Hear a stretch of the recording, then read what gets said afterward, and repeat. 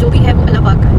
आने वाली अगली सांस का इंसान पे इख्तियार नहीं है, और जो अल्लाह दे सकता है वो आपसे दे के छीन नहीं सकता। अल्लाह दे के भी आजमाता है और लेके भी लेके भी आजमाता है। आजमाता है। तो मुझे ऐसा लगता है कि हमें अपने आप से उन लोगों को देखना चाहिए जिनके पास वो नेमतें नहीं है, या अपने से डाउन लोगों को देखना चाहिए, बिल्कुल ऐसे ही। ताकि हमें एहसास हो कि हमें अल्लाह पाक ने कितना नवाजा है, और जिस चीज़ से अल्लाह पाक ने हमें नवाजा है, हमें ये भी चाहिए कि अगर उससे किसी की मदद हो सकती है या उससे किसी को फ़ायदा पहुंच सकता है तो हम उनको वो फ़ायदा पहुंचाएं।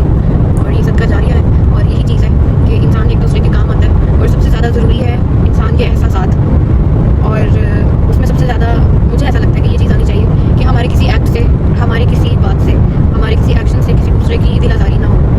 क्योंकि समटाइम्स इंसान को पता नहीं चलता, लेकिन आपकी छोटी सी कही हुई बात किसी के दिल पे इतना असर कर देती है कि चाहे सारी ज़िंदगी लग जाए, वो जो क्रैक होता है ना दिल पे, वो नहीं जाता।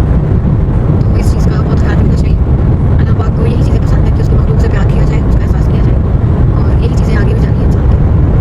कीवान सुल्तान के 9वें महीने की बर्थडे पर ईमान का रजब के लिए इमोशनल पैगाम वायरल। रजब भट्ट को अपनी ब्लेसिंग्स मतलब अपने बेटे की बिल्कुल भी कदर नहीं है। ईमान ने ये भी कहा कि रजब भट्ट की कुछ बातें ईमान के दिल पर लगी हैं जिसके लिए वो उसे कभी माफ नहीं कर सकती।